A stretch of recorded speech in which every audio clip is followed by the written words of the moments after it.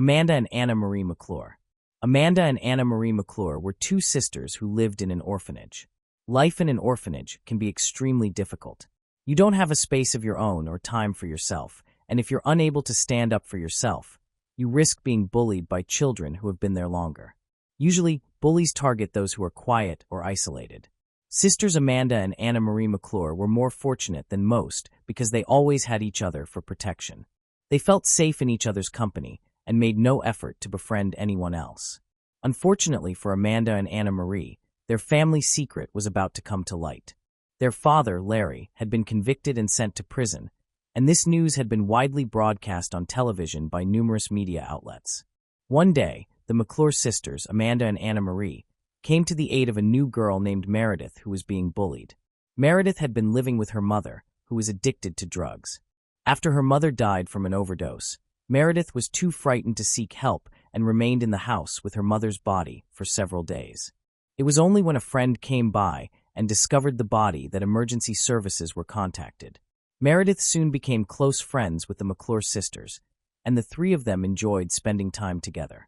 Amanda and Anna Marie never revealed why they were living in an orphanage, and when Meredith asked, Anna Marie fabricated a story claiming their father had been a police officer who died heroically while trying to apprehend a dangerous criminal.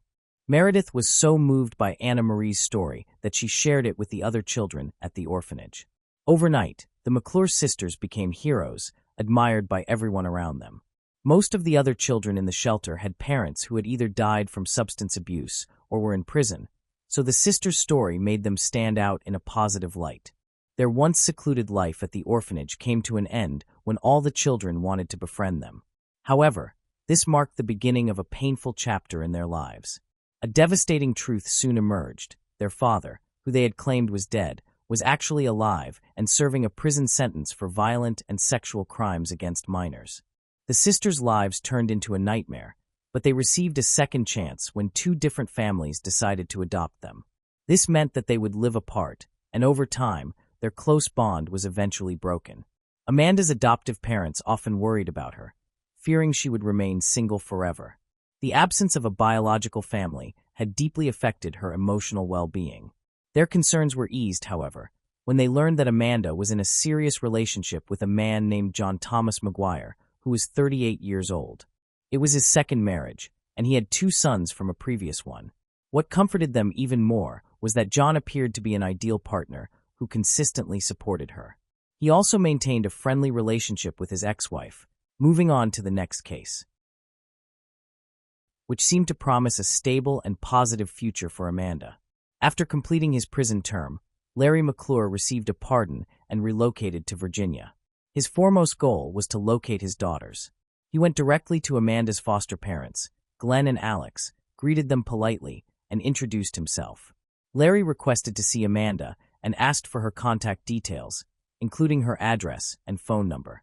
Although Larry appeared unkempt and intimidating, with deep wrinkles and dark circles beneath his eyes, he did not appear to be under the influence. Nevertheless, his demeanor seemed somewhat odd. Glenn, Amanda's foster parent, denied his request but assured him he would let Amanda know that her biological father was searching for her. Larry appeared startled by the term biological father, yet he expressed gratitude and departed. Glenn stayed true to his word and informed Amanda that her father had been released and was looking for her. Amanda felt deeply conflicted. Part of her wanted to reject her father because of his past wrongdoings, while another part longed to offer him a second chance. After years of separation, Amanda finally reached out to her father, Larry. She initiated the contact with a phone call, which filled Larry with joy. He asked how she was doing, and Amanda shared that she was married and content. Larry was delighted for his daughter and invited her and her husband to join him for dinner. At first, Amanda hesitated to meet her father, but he sensed her reluctance and encouraged her to let go of old resentments, telling her that he had spent all those years with only one wish, to see her and Anna Marie again. This indicated that Larry had constantly been thinking about his daughters and desired a reunion. Larry's encounters with Amanda and her husband John eventually drew them into the world of illegal drugs, which he personally produced in his camper. Initially, their financial situation remained steady, but Larry manipulated them into financing his drug-making operations. As their addiction intensified, both Amanda and John lost their jobs. Larry convinced John to register as a drug addict in order to receive $180 in state aid. However, this sum was inadequate to sustain their habit, and Larry continued exploiting them financially. Around the same time, Larry reconnected with Anna Marie, leading her down the same destructive path, getting her addicted and taking her money. Amanda and John's circumstances quickly deteriorated. They accumulated overwhelming debts, lost their home, and were forced to move into Larry's camper. John's parents, unaware of the true situation, were told that the couple was taking a trip together. In truth, Amanda and John had become trapped in a destructive cycle of substance and alcohol abuse alongside Larry. John's parents never heard from their son again. On Valentine's Day, while still heavily under the influence of drugs, John planned a romantic evening for Amanda at the family gathering. He prepared an elaborate dinner and invited Larry and Anna Marie to join them. However, under the prolonged effects of intoxication, a tragic and unsettling event soon took place. Amanda and Larry, who were meant to have a father-daughter relationship, began developing an inappropriately intimate bond. Tragically, John remained oblivious to this, which ultimately made him unnecessary in their twisted dynamic. During dinner, John expressed numerous affectionate words toward Amanda, causing Larry to grow increasingly uneasy. As the atmosphere became more tense, Larry interrupted John's remarks and asked if he could be entirely truthful with his wife. John consented, and Larry proposed a game. They tied John's legs and instructed him to answer questions truthfully about his life. At first, the questions focused on harmless topics such as his childhood and schooling. However, under the influence of narcotics, Larry suddenly accused John of secretly working as an FBI agent. When John denied this claim, they struck him. Though John pleaded for mercy, he was ultimately hit on the head with a wine bottle, the same one he had brought for the family dinner. Over the next 2 days, Larry, Amanda, and Anna Marie subjected John to prolonged torture while continuing to consume illegal substances. When they decided it was time to end his life, Amanda placed a black bag over John's head and tightened it around his neck until he stopped breathing. They buried his body in the backyard and, horrifyingly, celebrated the engagement of Larry and Amanda, father and daughter, with more drugs and alcohol. By the 3rd day, their mental state had deteriorated severely. They began hallucinating, seeing John's ghost, hearing phantom police sirens, and imagining that the soil covering his grave was shifting, as though he might escape and expose them to the authorities.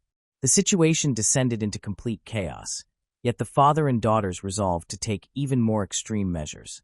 They exhumed John's body, checked his pulse, and tested his pupils for light reaction, despite the evident signs of decomposition. Still, they were not convinced that he was truly dead. In a frenzied effort to ensure he could not return, they dismembered his corpse with a wood axe and drove aspen stakes into each severed part. Afterward, they buried the remains in several different spots and covered them with lime to speed up the decomposition. 3 weeks later, Larry and Amanda were married. To hide their incestuous relationship, Larry adopted a new identity. The newly formed family intended to start a new life in Kentucky, vowing to give up drugs completely. To avoid attracting attention, they even hung an American flag outside their front door, just like their neighbors. Meanwhile, John's ex-wife and parents grew increasingly alarmed over his prolonged silence. In 2019, John's mother officially filed a missing person report. Around the same time, Larry violated his probation by failing to notify the authorities of his relocation to another state, which resulted in his being sent back to prison. Larry's mental condition worsened, particularly after years of substance and alcohol abuse. This deterioration led him into rehabilitation, where he experienced intense anxiety and confusion, struggling to distinguish reality from hallucination, an instability clearly reflected in his disturbing behavior. Larry became convinced that his alleged parole violation was merely a cover for authorities to search his backyard for John's remains. He felt an urgent need to contact Amanda or Anna Marie and instruct them to exhume the body parts and rebury them far from their home. Because all inmate calls are monitored, he needed to find a discreet way to deliver his message. Larry carefully prepared a coded speech to communicate his intent, but in the end, he was denied permission to make phone calls. Unable to endure the psychological strain any longer, he decided to confess his crimes to the police. Larry believed that by confessing to the murder before facing formal charges, he might escape the death penalty. He even contemplated blaming his daughters to improve his own situation. However, the police officer who took his statement did not believe him. What murder was he referring to? What buried body parts? What kind of delusion was this man having? Nevertheless, by law, they were required to investigate his claims. The police recorded his confession and soon discovered that John had indeed been reported missing. A police unit was dispatched to Larry's residence, and the investigators who arrived first at the scene found evidence consistent with Larry's statement, confirming the criminal acts he had described. The McClure sisters were swiftly apprehended. Amanda and Anna Marie were stunned, unable to comprehend that their father and stepfather had confessed to such a heinous act. Their shock deepened when they learned that Larry was attempting to portray himself as innocent, testifying that it was his daughters who had killed John and that he had been merely an unwilling witness to the crime. As the investigation proceeded, each member of the McClure family tried to protect themselves, insisting to police that their involvement had been purely accidental. The situation proved especially painful for John's relatives, as no intact body was recovered, only dismembered remains. These remains had to be carefully gathered by forensic experts, transported to his grieving parents, and ultimately buried in a sealed coffin. It was widely remembered that John had been a kind and compassionate person. Despite the hardships, his parents managed to arrange his burial. Some of John's friends contributed financially, while others helped with transportation and organizing the funeral. He was laid to rest at a Lutheran church on October 25, 2019. Then, on February 15th, the day after Valentine's Day, a McClure family member posted a message on Facebook, allegedly written by John. The post claimed that he was embarking on a long trip and would be unreachable for some time, asking friends not to worry about his absence. This raised serious suspicions that the McClure family had premeditated John's murder and fabricated the message to mislead others and avoid panic. Despite the brutality of their crimes, during the trial, Larry and Amanda received an additional 6 months added to their sentences for their illegal father-daughter marriage, which is strictly prohibited in the state. The trial commenced, and Larry took the stand to testify. He disclosed that he had carried deep remorse for his children throughout his entire life. He explained that when they were very young, he had committed a serious crime, which resulted in them being placed in an orphanage.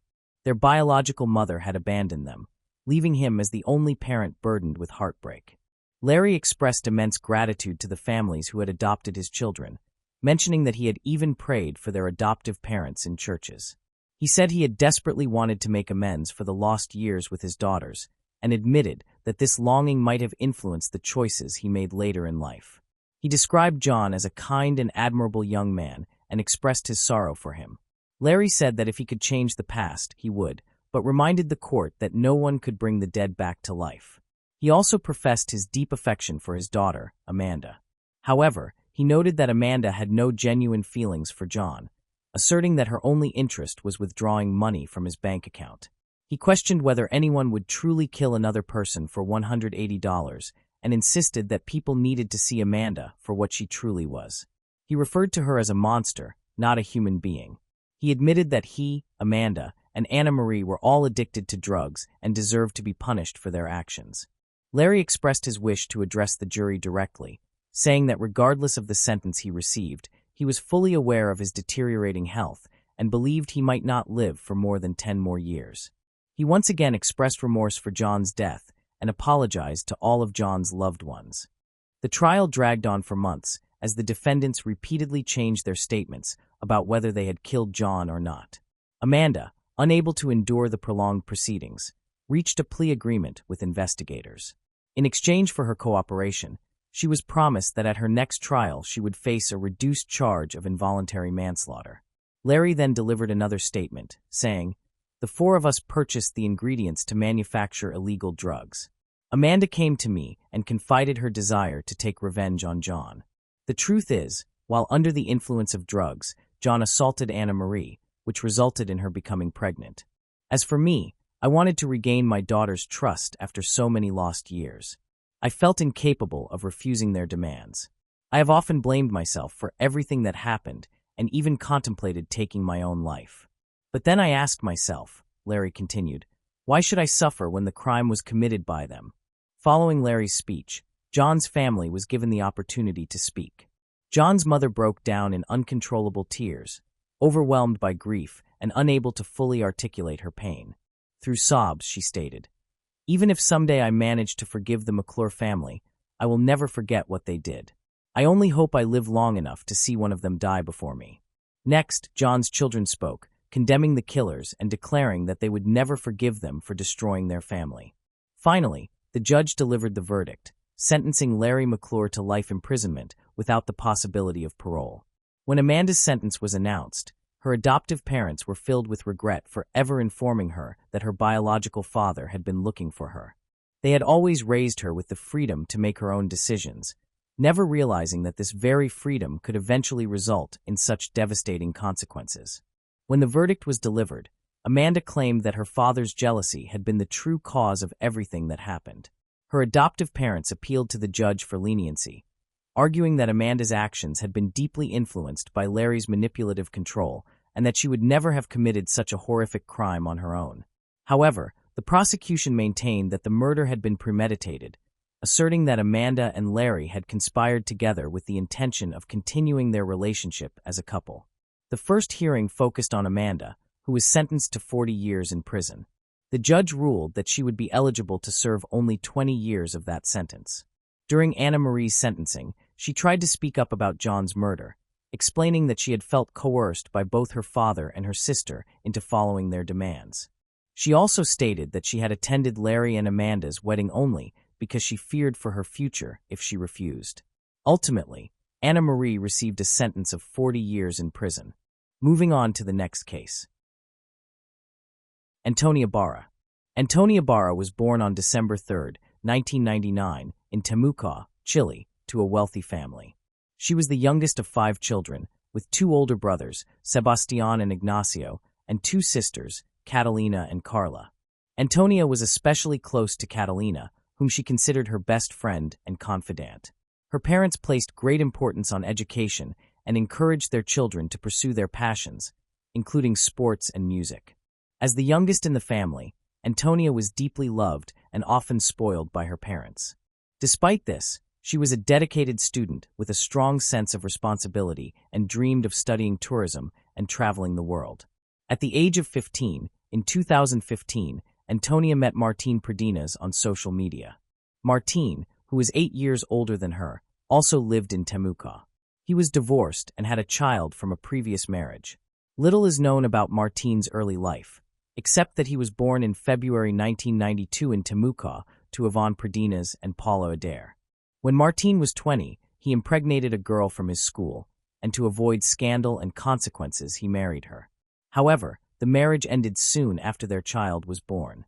Between 2015 and 2017, Martín and Antonia remained acquaintances, socializing through mutual friends and online networks. Their relationship was friendly but not romantic. After Antonia graduated from high school and began her university studies, she moved to another city, and the two lost contact. At university, Antonia dedicated herself to her coursework in the travel and tourism field, made new friends, and pursued new interests. Martín was no longer on her mind. During school breaks, she returned to her hometown, spending most of her time with her parents and siblings. While studying, Antonia developed a strong friendship with a fellow student named Consuelo Herb, and the two became inseparable. Antonia also began a romantic relationship with a student named Rodrigo Aguad, which lasted about a year.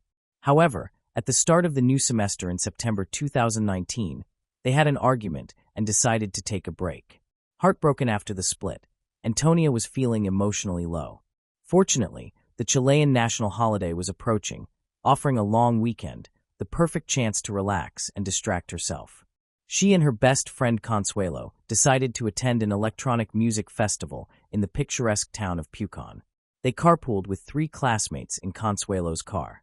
Coincidentally, close family friends of Antonia's owned a summer house in Pucón. Since the owners were away, they generously offered Antonia and her friends the use of their home and provided them with a spare key. Upon arriving, the group settled into the spacious, comfortable house, eager for a fun and carefree weekend. On the evening of September 18th, while walking through town, Antonia unexpectedly ran into Martín, and the two began to chat. As it happened, Martín was also in town for the festival with his friends and was staying in a spacious rented house located just outside the city center.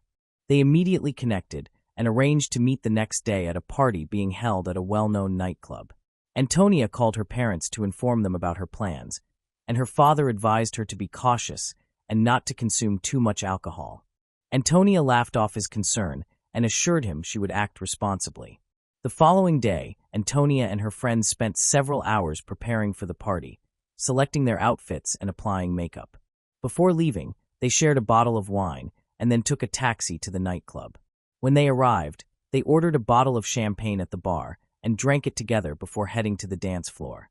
It was after midnight when Martín and his friends finally arrived at the venue. By that time, Antonia was already heavily intoxicated, yet she continued drinking and dancing with Martín. According to her friend Consuela, Antonia was warned to slow down, but she ignored the advice.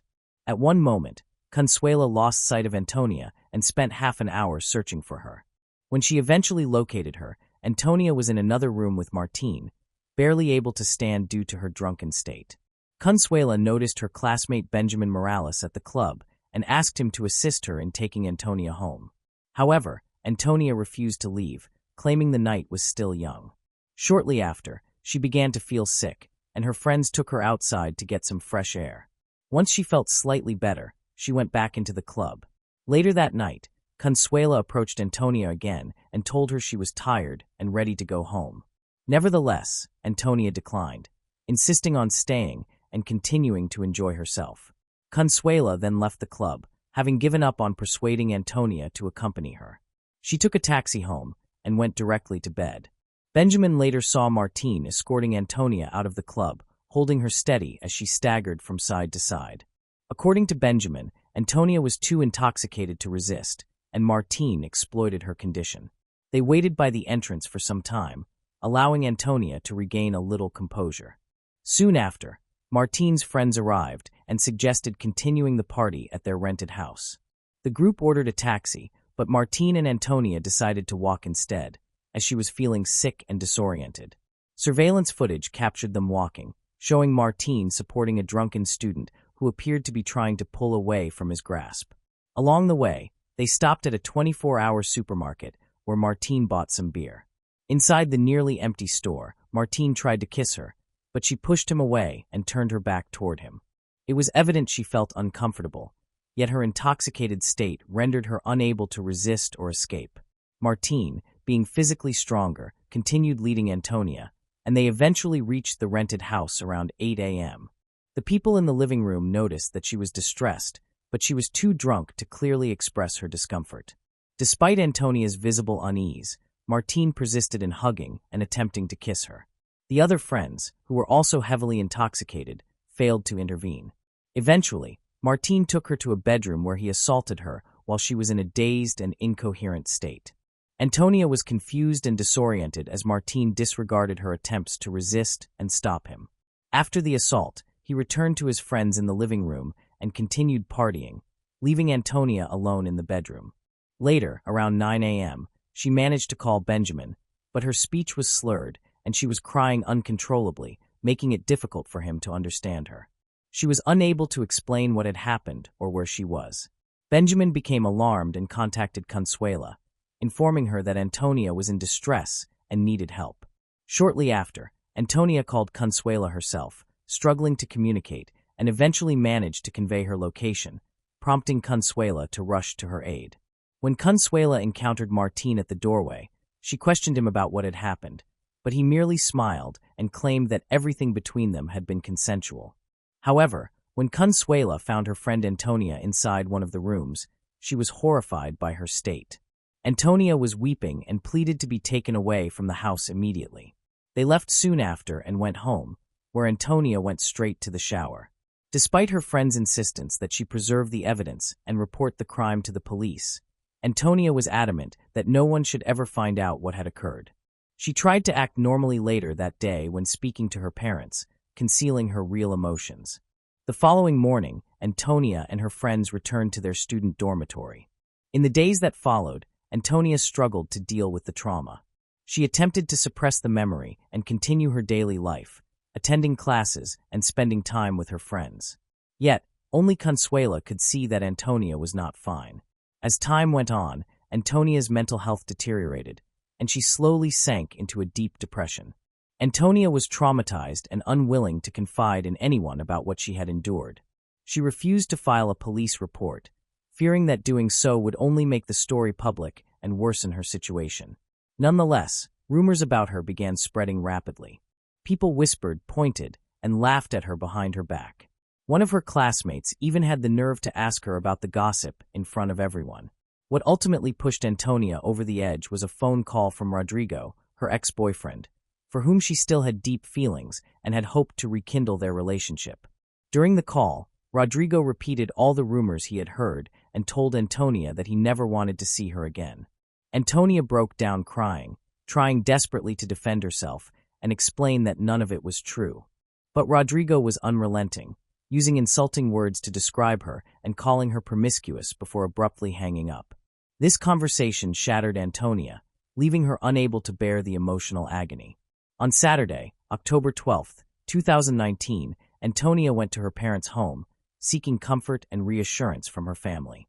Concern for Antonia's state grew as her relatives noticed the profound sadness in her eyes, despite her insistence that everything was fine. Later that evening, she posted old childhood photographs on social media, accompanied by a deeply distressing message. The following day, after having dinner with her family, Antonia went up to her room on the third floor. Her sister Catalina checked on her about an hour later, but Antonia asked to be left alone, saying she wanted to get some sleep. Respecting her wish, Catalina turned off the light and said a loving goodnight before leaving the room. 2 hours later, their mother, Marcela, came to Antonia's room to let her know that dinner was ready. After knocking several times without getting a response, Marcela entered the room and at first believed that Antonia was asleep. However, when she touched her hand, she was met with an unsettling coldness. Horrified, Marcela screamed for help, and the rest of the family rushed into the room. In a panic, they called emergency services and tried desperately to revive Antonia themselves before medical professionals arrived. Unfortunately, Antonia's condition was beyond saving, and she had tragically taken her own life by overdosing on sleeping pills. The investigation into her death and the efforts to hold the perpetrator accountable soon began. The news deeply shocked her family and friends, as many had been unaware of the severe emotional anguish Antonia had been suffering. As her parents tried to understand what had led to their daughter's death, they spoke to her friends and classmates. They were horrified by the rumors and malicious gossip that had been spreading about Antonia. Consuela, in particular, shared everything she knew, but her parents felt that more action needed to be taken. They hired a top private investigator to reconstruct the events leading up to Antonia's death and to collect evidence that could bring the person responsible to justice. Alejandro, determined to fight for his daughter's honor, used his connections to organize a press conference. In front of dozens of cameras, he revealed the heartbreaking truth. His daughter had been a victim of relentless bullying and public humiliation, which she could not survive. He emphasized that the person responsible was still free. The detective later reconstructed the timeline of events from that tragic night and obtained statements from several key witnesses, including Consuela, Benjamin, and several university students who were prepared to testify in court. After compiling all the available evidence, Antonia's family petitioned the court to arrest and prosecute Martín for his actions. However, the police concluded that the evidence provided was insufficient to justify his detention. Martín maintained that everything that occurred had been consensual, though he admitted that both of them were intoxicated. Moreover, the victim had never reported the assault to the authorities. As a result, Martín remained free, and he and his family went on to file a lawsuit against Antonia's family, accusing them of defamation, harassment, and the unlawful disclosure of their private information. According to the Martín family, Antonia's relatives had defamed their son and brother Martín.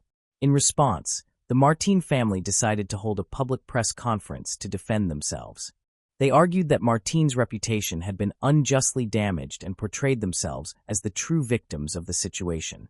The Martín family further accused Antonia of having shared their personal contact details, including their home address, phone numbers, and social media accounts. As a consequence, Martín and his family began receiving daily insults and anonymous death threats.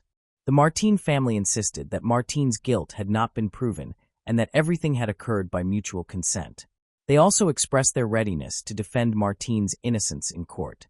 Surprisingly, following this public statement, the police sided with the Martin family, compelling Antonia's relatives to refrain from making negative comments about them and to stop sharing personal information.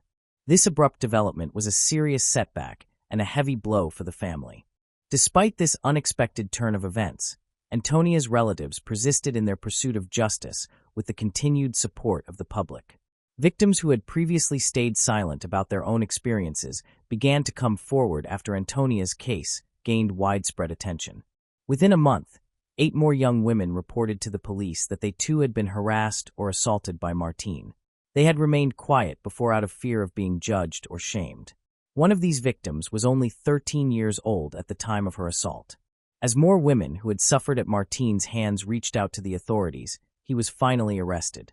Martin was taken into custody in June 2020 and detained at Temuco City Prison on suspicion of committing multiple assaults between 2011 and 2019. However, he was released on his own recognizance less than a month later after his lawyer's intervention, allowing him to remain free during the investigation. Furthermore, several lawsuits filed by the victims were dismissed because the statute of limitations had expired.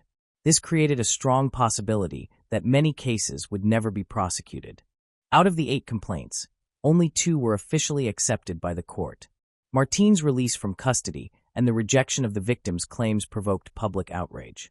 Protests and demonstrations erupted across the country, with thousands demanding justice. In response, the prosecutor's office reopened the investigation and requested a revision of Martin's bail conditions, seeking to return him to detention. Meanwhile, the statute of limitations for all cases of violence committed by Martin was abolished.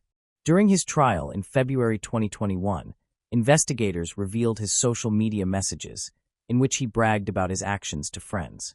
It was also discovered that Martin kept a collection of his victims' underwear at home, taken as trophies. This collection included items belonging to victims who had previously reported him to the authorities, as well as one of Antonia's personal belongings.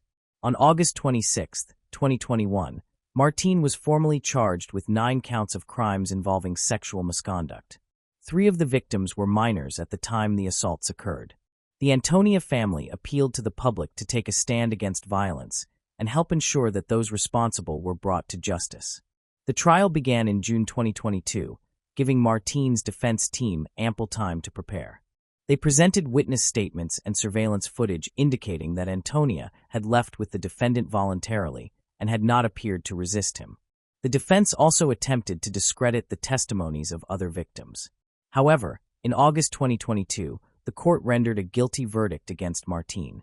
He was convicted of 8 crimes related to sexual misconduct and of causing Antonia's psychological breakdown, which ultimately resulted in her death. Martin was sentenced to 20 years in prison. However, his attorneys, led by Pinus, immediately filed an appeal. On December 29, the Supreme Court ordered a retrial. In March 2023, Martin's case was transferred to the Public Defender's Office.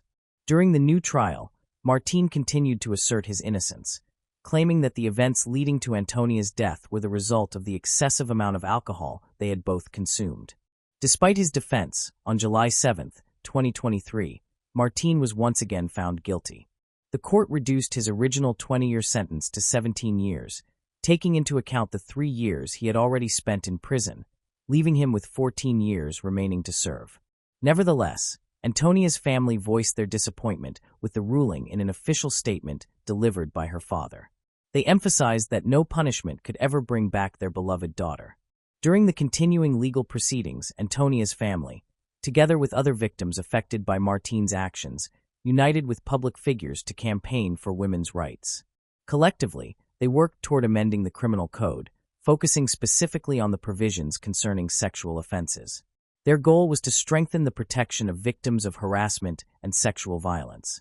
Moving on to the next case. Ashley Harmon. Ashley Harmon was a lively and intelligent individual who went through a difficult period when her parents divorced at the age of 9. During that time, she assumed a maternal role, caring for her 5 siblings and protecting them. Ashley's faith served as the foundation of her life. As a devout Mormon and a member of the Church of Jesus Christ of Latter-day Saints, she turned to her faith in God for strength and comfort during challenging moments. Her steadfast belief gave her peace, resilience, and determination, allowing her to overcome hardships and face adversity with courage. In 2003, while studying human development at Utah State, Ashley met Emmett, a philosophy student.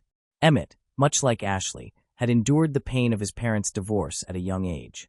However, he found comfort in the Mormon faith and was baptized into the Church of Jesus Christ of Latter-day Saints. Ashley was immediately attracted to Emmett's charm, and he returned her affection.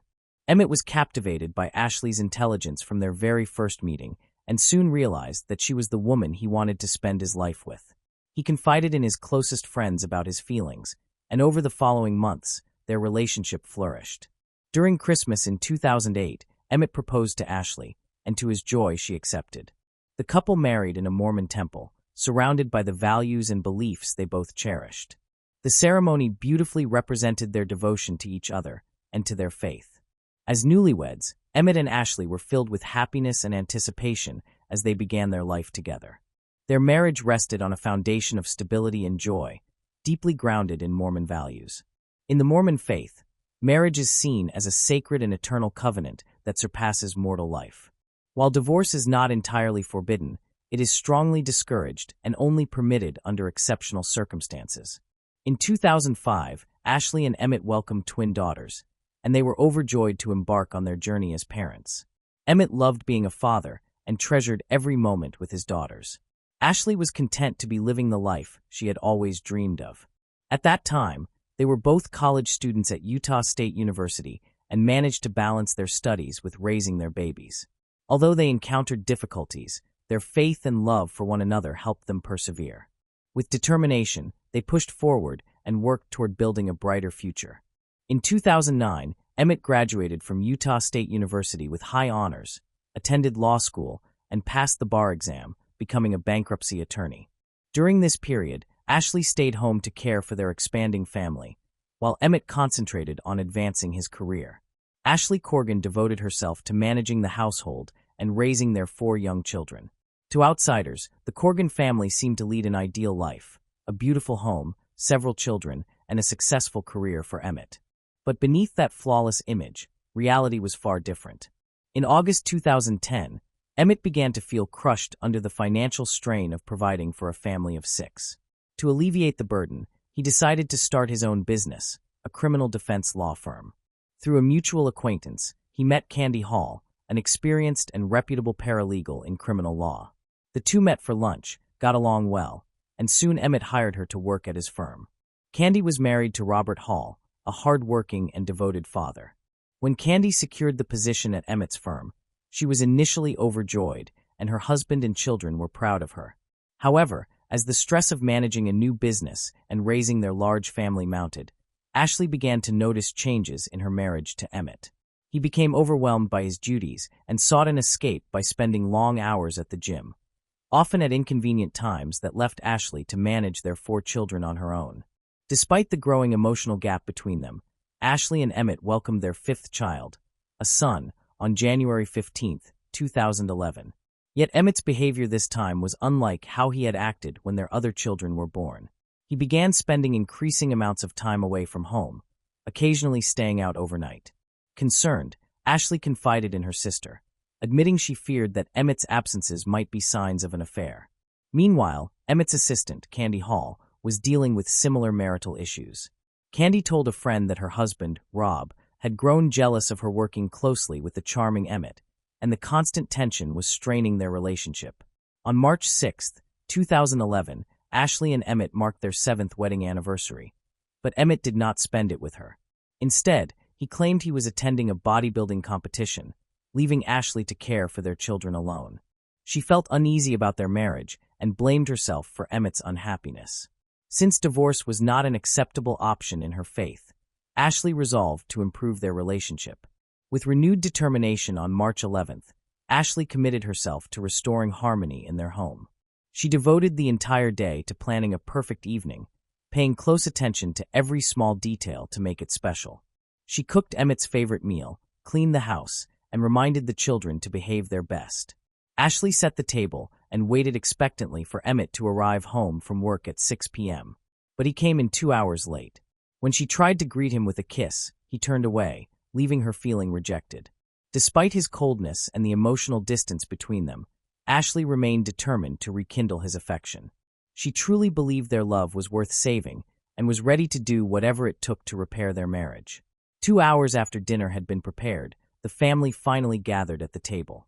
To Ashley's disappointment, Emmett claimed he wasn't hungry. She had cooked a meal especially for him, but he showed little interest, leaving her heartbroken and hurt. When Emmett claimed he needed to go to Walgreens, Ashley sensed that something was wrong and pleaded with him to stay and talk. Emmett responded harshly and left, leaving Ashley feeling confused and hurt. Meanwhile, Emmett's assistant, Candy, was enduring a rough period in her marriage to Rob Hall. That same day, Rob decided to pack his belongings and leave their home, signaling the end of their relationship. Rob had always shared a close bond with his loved ones, but he felt he needed some time apart. One evening, Rob asked his daughter if she had borrowed his ex-wife Candy's car. When she said no, she later drove past Walgreens and noticed Candy's car parked there. She immediately called her father to let him know. Rob's casual response to that call would have a profound and devastating impact on two families. Ashley lay awake in bed that night, her heart heavy with worry as she prayed for her marriage to survive. Despite her repeated attempts to reach Emmett, he ignored her texts and calls, which filled her with growing unease. Her instincts told her that something was terribly wrong, and a wave of dread overcame her. Meanwhile, around 1 p.m., a 911 call came in reporting gunshots and a woman screaming in the Walgreens parking lot. Police officers rushed to the scene, uncertain of what they would encounter. They had no idea whether it was a random shooting, a drug deal gone wrong, a robbery, or something else entirely. As the first officer approached, he was met with a horrifying sight. One person lying lifeless on the ground and another clutching their head in agony. The wounded individual was immediately transported to the hospital with a gunshot wound, leaving detectives with numerous unanswered questions.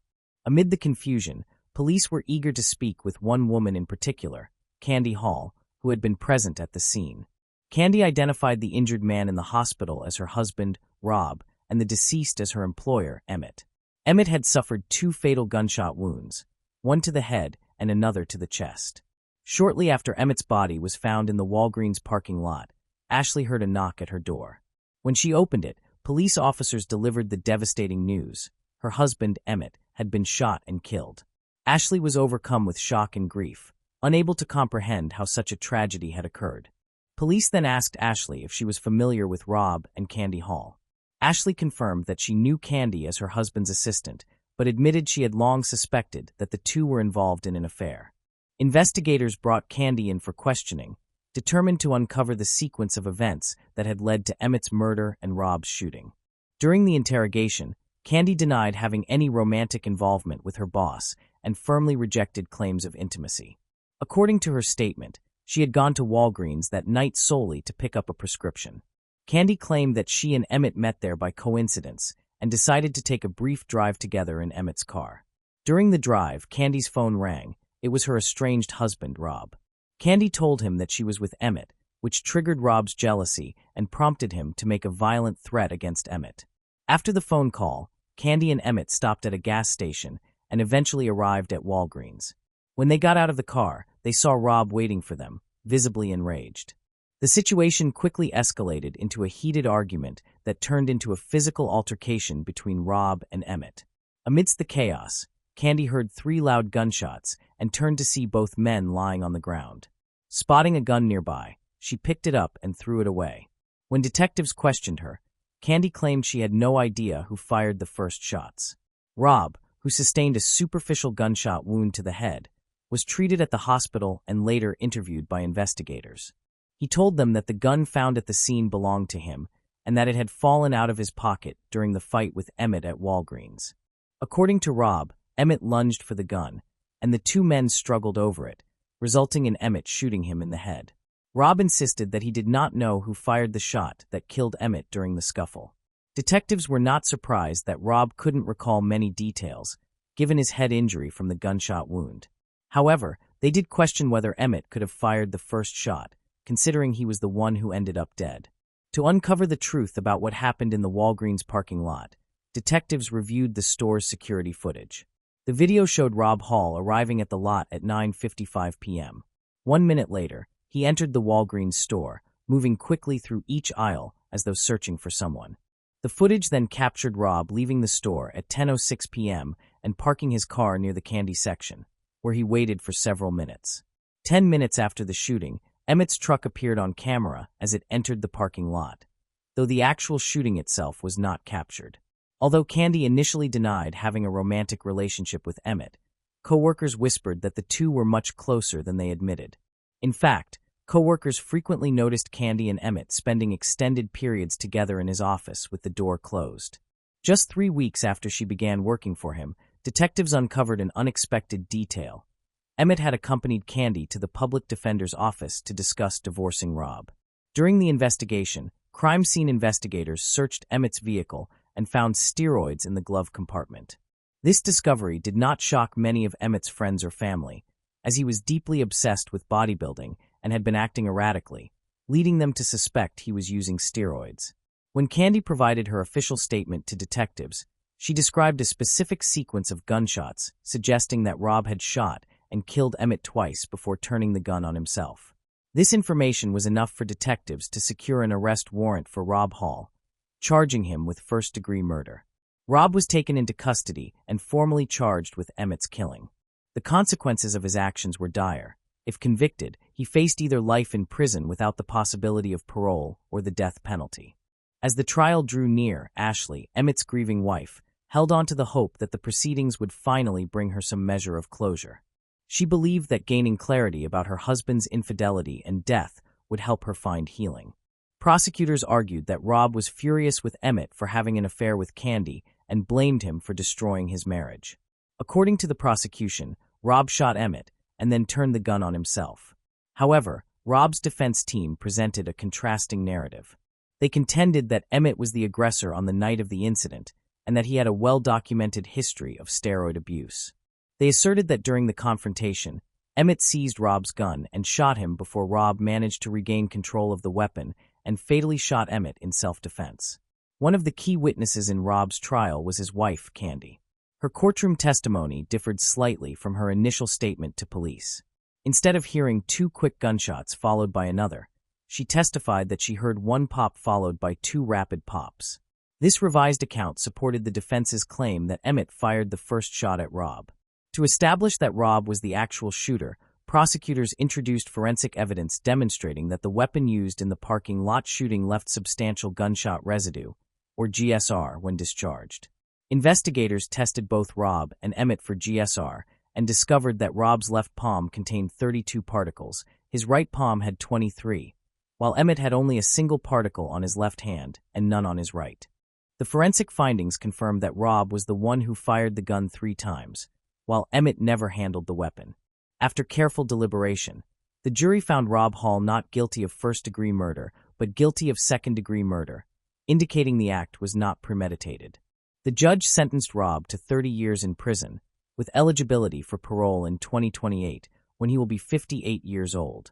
Despite the verdict, Rob continues to maintain his innocence and filed an appeal in 2021, but the Idaho Supreme Court denied his request for a retrial. 2 months after Emmett's murder, Candy Hall was arrested and charged with embezzlement for allegedly stealing money from her former employer, a charge unrelated to Emmett's death. Candy pleaded guilty, served time in prison, was released on parole in 2014, and remains on probation until 2026. In an interview, Candy expressed profound guilt over the tragedy, primarily because of the toll it took on her relationships with her children. She hopes to prove to them that what happened was a tragic mistake. Ashley, meanwhile, struggled to reconcile with the reality that her husband had been murdered by his lover's husband. In a 2015 interview, she came face-to-face with Candy Hall for the first time. Despite her emotional suffering, Ashley chose to move forward and build a new life. She relocated with her 5 children, who gradually adapted to their new environment and rediscovered happiness. Ashley eventually remarried, welcomed 2 more children, and now writes a blog offering support to victims of trauma. Moving on to the next case. Belinda Temple. Belinda Temple was born and raised in Texas. In 1986, Belinda attended college in her hometown, while her twin sister, Brenda, left to study at Stephen F. Austin University. Belinda chose to stay with her parents because she was dating Marshall Cummer, who was 3 years older than her. She was deeply devoted to the relationship. However, Belinda's parents were not happy about it. They worried that the relationship would interfere with her education, eventually leading her to have children early and drop out of school. This created considerable tension within the family. Belinda's mother, Carol, disapproved of her daughter living with Marshall. Belinda was strong-willed and determined, and she may have taken her mother's advice as a challenge. So, during a family dinner to which Marshall was invited, Belinda and Marshall, despite her mother's disapproval, announced that they were getting married. The atmosphere at the dinner table became tense and silent. Belinda decided to marry to prove to her parents that she was an adult. Her boyfriend was not enthusiastic, but he did not refuse. They married without a lavish ceremony, with Belinda wearing her sister's white dress and spending the day celebrating with friends over champagne. The next day, she moved in with him at his parents' house. The marriage was mainly a way to stop her mother's criticism and gain independence. However, within 6 months, Marshall started spending less time at home, claiming to work late when he was actually seeing another woman. Belinda realized something was wrong when she noticed her husband acting suspiciously one day. She waited until his workday ended and followed him, only to discover the truth. Marshall was walking hand in hand with an unfamiliar woman, likely a colleague. Belinda didn't start a fight or show jealousy. Instead, she packed her belongings and went back to her mother's home. Marshall kept asking for Belinda's forgiveness, but she refused to reconcile. They soon divorced. In 1987, with nothing left to keep her in her hometown, Belinda decided to join her sister at Stephen F. Austin State University. Her time at the university proved to be a positive turning point for Belinda, as it seemed she had finally found her purpose. Alongside her studies, Belinda also worked part-time as a basketball coach, setting high expectations for herself. At the same university, Belinda met David Temple. Like Belinda, he also worked part-time as a coach, though for soccer, and was the captain of the university soccer team. For David, soccer was an essential part of life. He had been playing since childhood, and from an early age, it was clear that he had the potential to become a standout player at school. He often performed impressively on the field and earned the respect of his teachers despite his unpleasant personality. David could easily insult or even strike someone, but his behavior was often overlooked when he was on the soccer field during matches. He often began matches in a heated state and took a long time to calm down afterward. One of David's teammates said that his aggressive behavior stemmed from his use of steroids. However, in his relationship with Belinda, David behaved completely differently. He became caring and showed deep affection toward her. Whenever someone smiled at Belinda, David grew jealous and immediately tried to clarify his relationship with her. Belinda met David's family, and they were impressed by her. They believed that Belinda and David shared many similarities. But Belinda's sister was not pleased with the relationship. They had always known Belinda as strong-willed and independent, yet once the relationship began, they noticed changes in her. Belinda became reserved, quiet, and modest, and her life seemed to revolve entirely around pleasing David. Belinda also started to grow distant from her family. She called her parents less often and stopped visiting home as frequently as she used to. This was a concerning sign of a toxic relationship. Nevertheless, David and Belinda continued to stay together. They bought a bull terrier and named him Shaq. After finishing college, they decided to get married. By January 1999, David and Belinda Temple were expecting their second child. Belinda was close to her due date, and doctors predicted she would go into labor within a few weeks. As a pregnant woman, Belinda often felt tired and weak. She also had to care for their young son, Evan. To allow his wife some rest, David decided to take Evan for a walk in the park that evening. They enjoyed the fresh air for a while, but soon began to feel tired and hungry. They stopped at a restaurant to eat before heading home. When they arrived, David was horrified to find the front door of their house broken. Wanting to keep Evan safe, he quickly took his son to a friend's nearby house. When Evan asked why he couldn't go home, David lied, telling him that his mother was in the hospital. One of David's neighbors, Quentin Harland, had just opened the door to an unexpected visitor, David. He carried his son straight into the living room and hurried back out toward his house. Quentin, puzzled by David's behavior, called out to his wife to watch the child, and then ran after him. He asked David what was happening, but when he saw the broken front door of the temple house, Quentin realized David probably had no idea what awaited him inside. When Quentin entered the house, he was met with a horrifying sight. The place was in chaos. Cabinets were open, furniture was scattered across the floor, and there were bloodstains leading toward the staircase. Quentin quickly pushed David aside, and under the stairs in the dressing room, saw Belinda lying face down with her arms stretched out, a large hole in the back of her head. David appeared too stunned to speak or rush to his wife's body. He took out his cell phone and called the police. Officers immediately arrived at the scene, but did not enter the house right away because the Temple family's dog, Shaq, was aggressive. The dog growled and barked at the uniformed officers, forcing one of them to draw his weapon. However, the situation was settled when David Temple came out of the house and then led the dog into the garage. When the officers entered the house, they examined the scene and concluded that it seemed a robbery had taken place. They theorized that the burglars were unaware that the homeowner was inside the house at that moment, so they shot her to eliminate a witness. The police began investigating the crime scene. They questioned how the burglar could have entered a house protected by a fierce bull terrier. They started to investigate carefully. At the main entrance, the officers found shattered glass. But this glass was not broken by someone attempting to unlock it from the inside, as the fragments would have been concentrated near the threshold. Instead, the glass fragments were located far from the door, to the right of the entrance. This indicated that the main door had been unlocked and the glass was broken, making it unclear why the burglar would have done so. The police opened a box on the nightstand in the living room and discovered several pieces of jewelry that appeared to be gold. It was unclear why the burglar did not steal these jewelry items. The more they investigated, the more suspicious the police became that something about the case was not right. The officers' experience with robbery cases had shown them that a criminal would typically take anything valuable that could be easily found. But in this instance, nothing appeared to have been stolen. And the fact that the dog remained in their thoughts was a significant issue. Something was not right about the case. In the murder, the wound suggested the victim had been shot in the back of the head. It was likely that the weapon used was a 12-gauge shotgun, as the victim was kneeling with her back facing the killer. However, shotguns were rare in robbery cases and were difficult to carry or transport without being noticed, which made the police even more doubtful. In Belinda's murder, it occurred around 4 o'clock in the afternoon. A typical criminal would not risk walking around with a shotgun in broad daylight. David stated that he possessed several rifles. However, when the police came to search, the firearm connected to the case was not among the weapons David had reported. The officers requested David to come to the police station to file a report and list the stolen items. Though anxious, David agreed to comply. The police began examining Belinda's relationships. A young man named Riley Joe Sanders drew the attention of the investigators. Riley was one of Belinda's students at school. He had a volatile personality and was particularly fond of skipping classes. Belinda was not one of those teachers who ignored student absenteeism.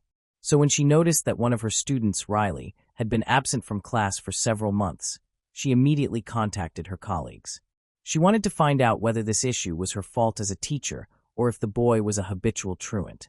Her colleagues replied that it was not her fault. The boy came from a troubled family, and no one cared about him. He showed up at school only occasionally. Belinda could not simply ignore that. That same evening, she visited his mother, who lived nearby, and had a serious conversation with her, which later produced results. However, it was not quite what the young teacher had anticipated. Riley Joe Sanders began attending class again. But during a basketball game, when Sanders shoved his opponent and Belinda called out Riley's inappropriate behavior, he insulted her with harsh words and even said something like, "You'll answer to me for this. You'd better watch yourself, especially in the evenings."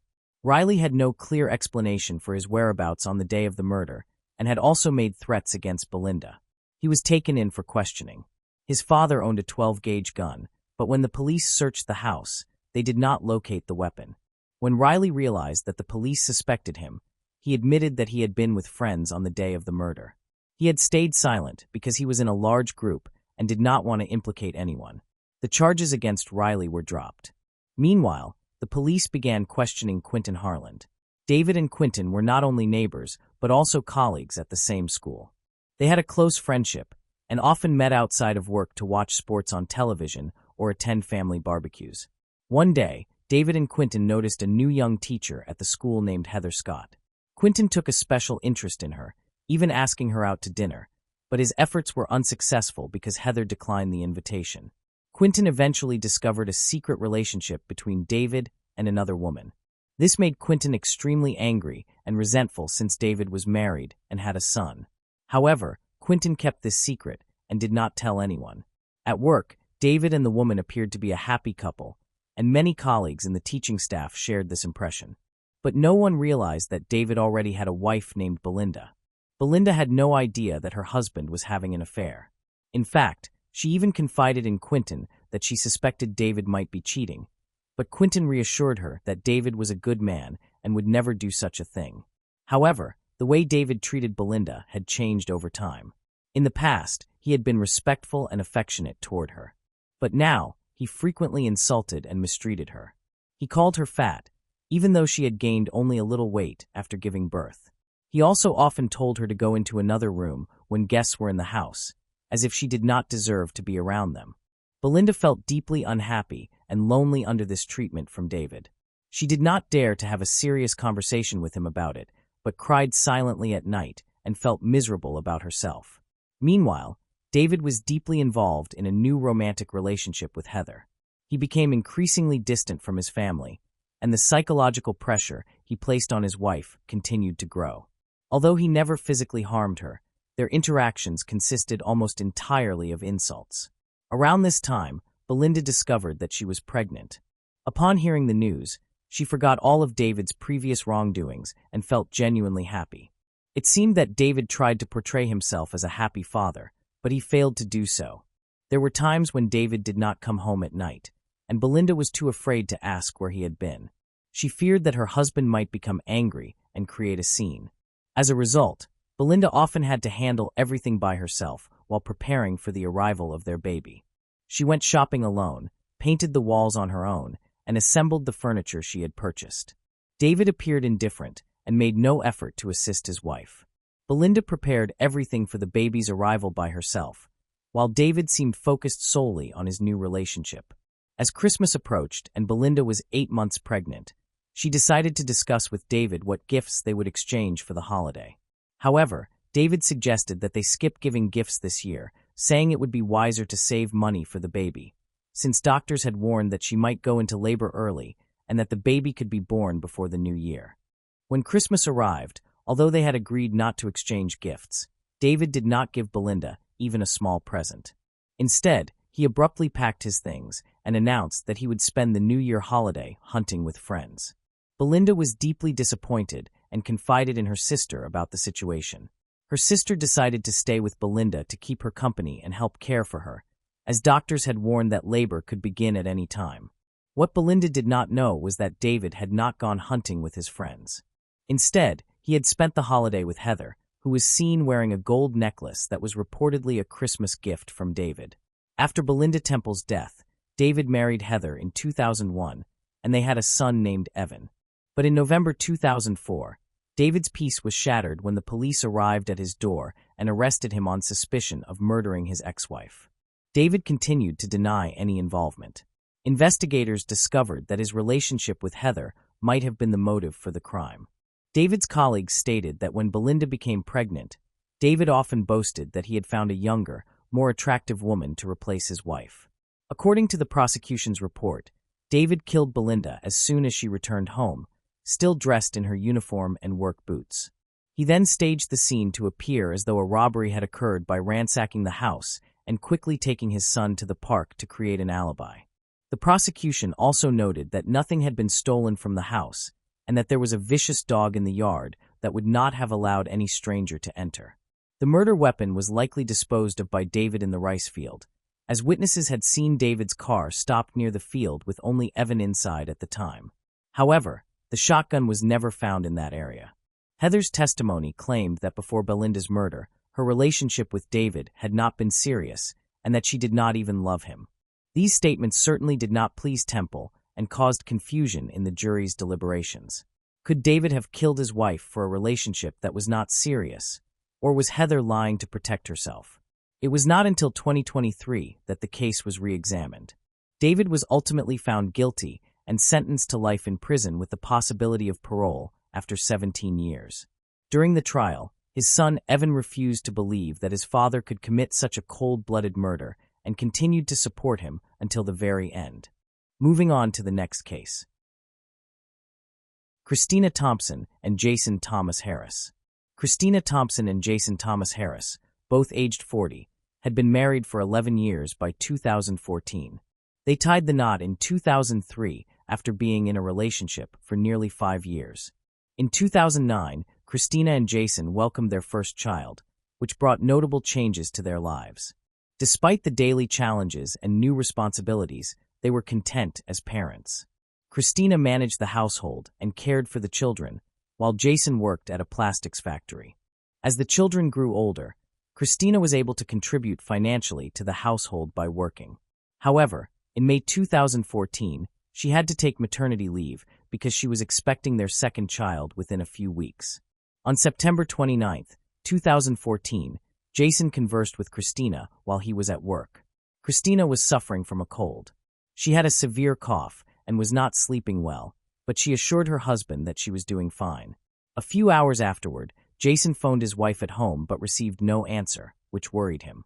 Unable to reach Christina, Jason requested a neighbor to check on her. He explained that Christina was ill and not picking up the phone. The neighbor knocked on the front door but received no reply, so she called out Christina's name. After getting no response, she tried the door, found it unlocked, and went inside. Upon entering the bedroom, she saw Christina lying on the bed and was unable to wake her. The neighbor dialed 911 and ran out of the house to seek help from another neighbor, who was a nurse. The nurse checked Christina's pulse and confirmed that she had passed away. Thus, on September 29, 2014, for months after giving birth to her second child, Christina was discovered dead in her home. When the police arrived, Jason Harris was present. He informed the police and paramedics that his wife had been ill but was alive when he left for work that morning. 2 days later, the medical examiner concluded that Christina had died from an overdose of a controlled substance, a finding that stunned her family and friends. Those who knew Christina, a mother of 2 including a newborn, believed she had never used drugs. Christina's mother, Kathy, told investigators that her daughter had been fine when she saw her the day before her death. Therefore, police were doubtful about Jason Harris's statement that his wife merely had a cold. According to Kathy, Christina had told her that her marriage to Jason was complicated. Jason was dissatisfied with their marriage, but did not want a divorce due to concerns over child support and custody. Neighbors who found Christina's body also gave further details to the police. Jason reportedly told them that the night before Christina's death, he had prepared cereal with milk for her. Then Christina lost consciousness and dropped the bowl. Investigators realized that Christina's family and friends struggled to accept the idea that she might have used drugs. Instead, authorities suspected that Jason Harris was involved in Christina's death. Christina's mother and sisters urged the police to have her breast milk tested. According to Kathy, the police ignored the request for 48 hours. However, due to the family's persistence, the authorities eventually agreed to investigate. Consequently, breast milk was used as evidence for the first time in Michigan's history. As verified by Christina's family and friends, all drug tests conducted at her workplace and the hospital where she delivered her second child had returned negative results. Her second child was only 4 months old at the time of Christina's death. Christina was breastfeeding, and Kathy confirmed that she was extremely cautious about what she consumed, as she did not want to harm her baby. Christina often expressed breast milk while at work and stored it in the freezer.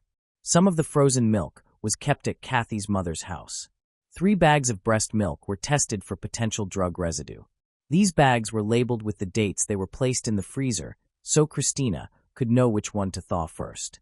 Experts examined all the samples, including those frozen just before Christina's death, and found no traces of drugs. This confirmed that Christina had not ingested the substance that caused her death.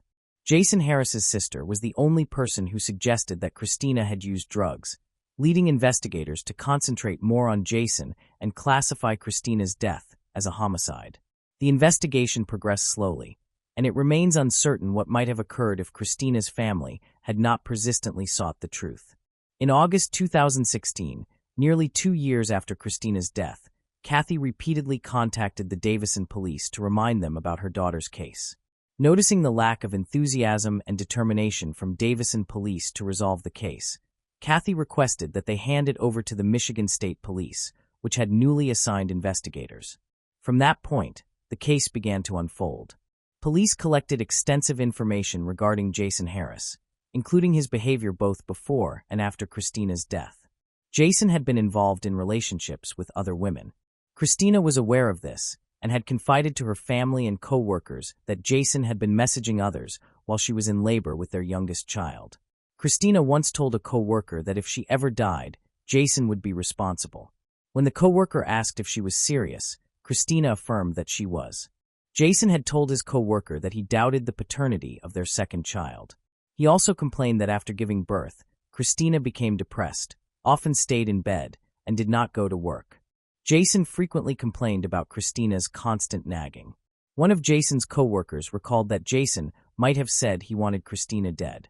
He described the relationship between Jason and Christina as toxic and mentioned that they argued frequently. One of the most startling and disturbing aspects of this case was that Jason Harris did not hesitate to openly express his desire to get rid of his wife. He attempted to do so, but unfortunately, no one paid attention to his words and behavior before Christina's death. Jason purchased poison twice and mixed it into her drink. Both times, Christina noticed that the taste was unusual and did not consume it. Jason then asked a co-worker to help him find a poison that would not alter the taste or smell of drinks or food. Jason said he wanted to render Christina unconscious so that she would not feel anything. When he told the co-worker that Christina refused to drink water because it tasted strange, the co-worker stopped speaking with him. The co-worker later testified that Jason had mentioned wanting Christina to stop nagging and that he had assumed Jason was joking. Jason also told another co-worker that he had hired someone to kill Christina, but the person was arrested for another reason before carrying out the murder. Jason then offered the co-worker $10,000 from Christina's $100,000 life insurance policy to kill her. The co-worker declined the offer, believing Jason was only venting his frustration about his wife and making inappropriate jokes. According to the co-worker, he remembered a conversation in which Jason said, "I'm bored with her. I'm going to dump her."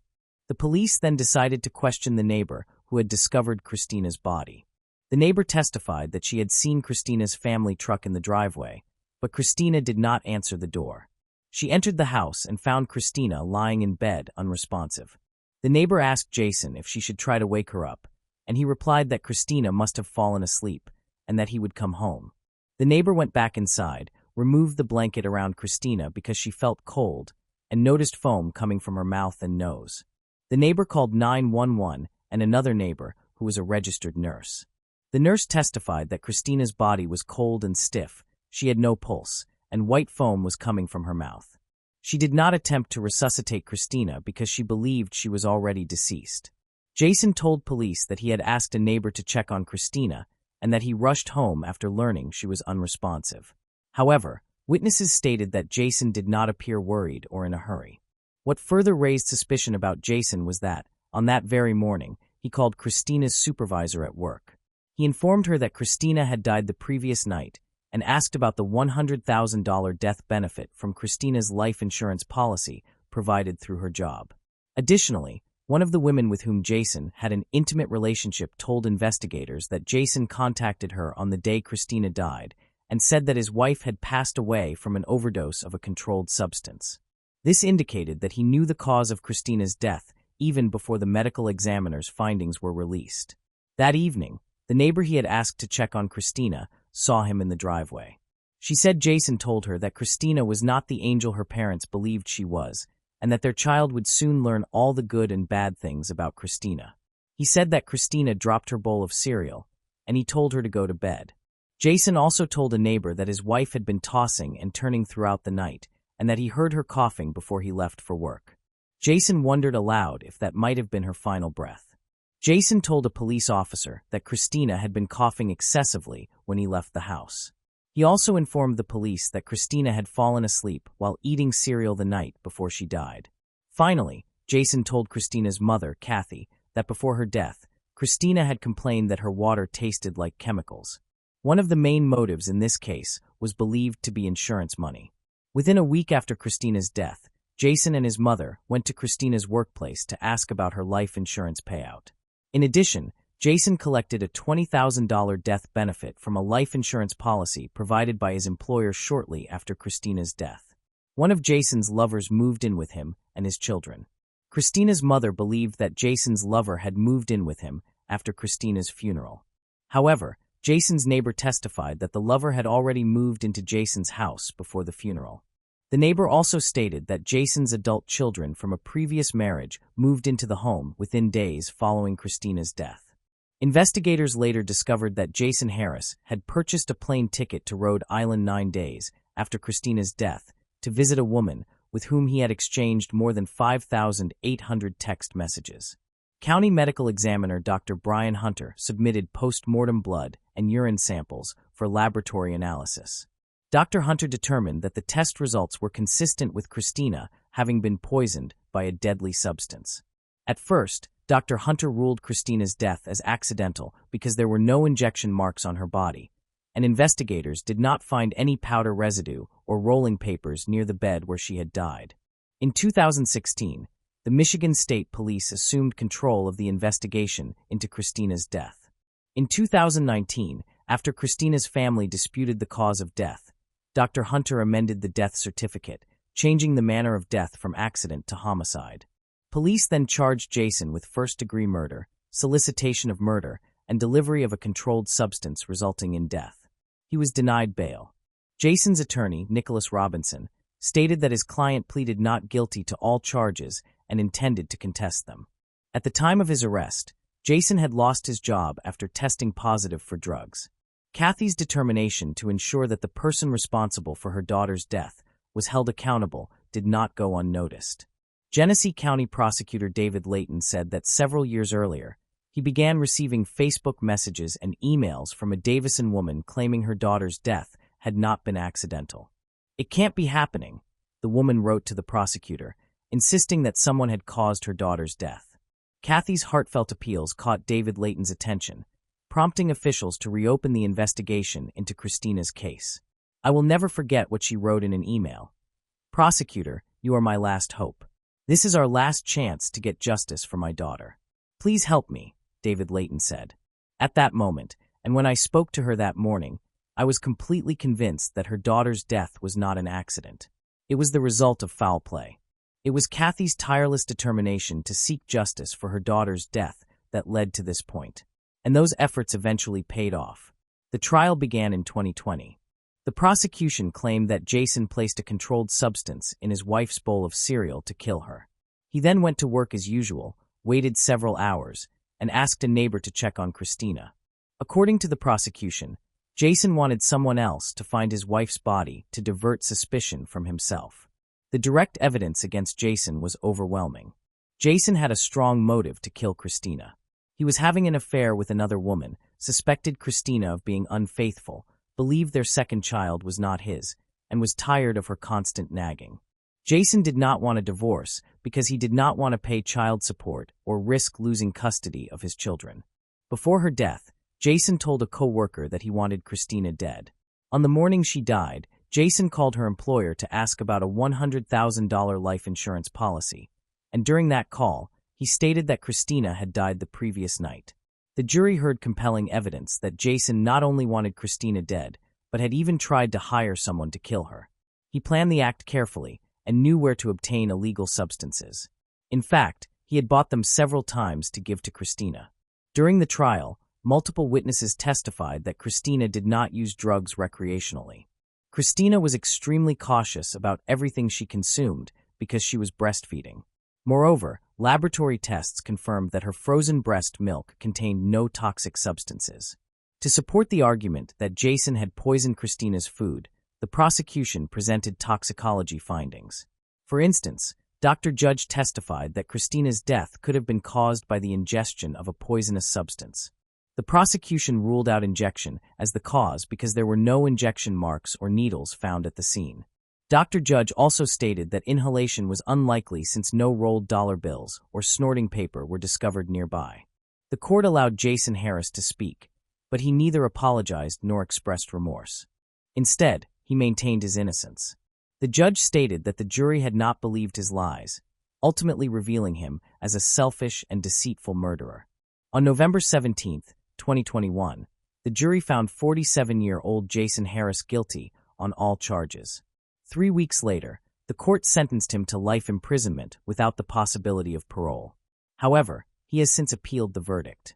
After the trial, prosecutor David Layton extended his condolences to Christina's family and friends, emphasizing that this was a deeply tragic case.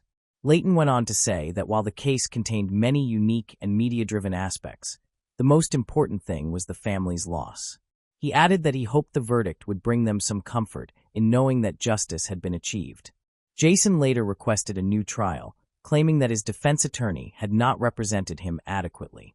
He presented evidence in the form of his attorney's testimony, showing that his defense lawyer had failed to obtain an independent expert's opinion on the prosecution's evidence and had also neglected to consult with an independent toxicologist. Jason's defense attorney explained this choice as part of a trial strategy, stating that he had thoroughly cross-examined Dr. Hunter and managed to demonstrate to the jury that Dr. Hunter had altered his opinion about the cause of death based on information from a related civil case. In February 2024, the Michigan Court of Appeals upheld Jason Harris's conviction. He remains imprisoned for life without the possibility of parole. Moving on to the next case. Jessica Callery. Jessica Callery, the second daughter of Rita and Vince, an Australian Maltese couple, was born with a mild intellectual disability. Her IQ ranged between 55 and 60, placing her among the bottom 1% of the population. Individuals with mild intellectual disabilities like Jessica learn to communicate and express themselves, but their progress is slower than that of others.